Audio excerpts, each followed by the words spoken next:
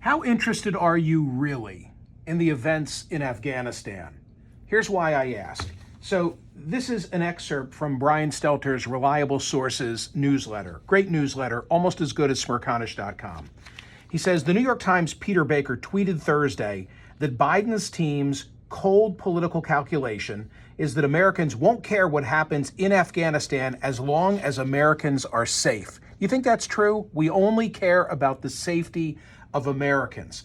He then goes on to quote additional portions of the Baker tweet. Here it is.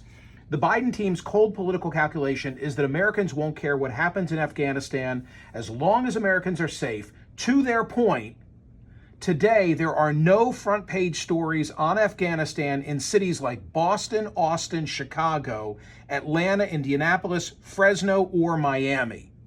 I thought, let's see what's going on today. Well, first of all, here's the New York Times print edition, right?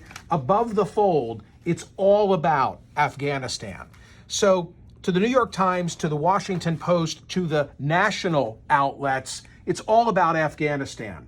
But now, to Peter Baker's point about yesterday, here are the Friday front pages of the following newspapers. This is the Boston Herald. Nothing about Afghanistan. To be fair, the Boston Globe, a more national focus, does have coverage on the front page. This is the Austin American-Statesman. Nothing about Afghanistan. This is the Chicago Tribune, big city newspaper. R. Kelly's racketeering trial, front page. Nothing about Afghanistan. The Atlanta Journal-Constitution. Construction of toll lanes along Georgia 400 delayed again. Nothing about Afghanistan. The Indianapolis Star. You can't get more middle America than the Indy Star.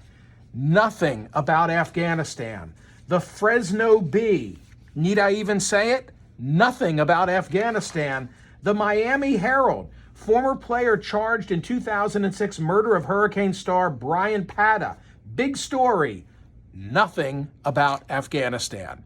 By the way, the biggest story about Afghanistan today, the Wall Street Journal, how a July 13 dissent cable circulated inside the State Department did reach the desk of Secretary Blinken. July 13, they knew, or at least some within the State Department knew, collapse was imminent.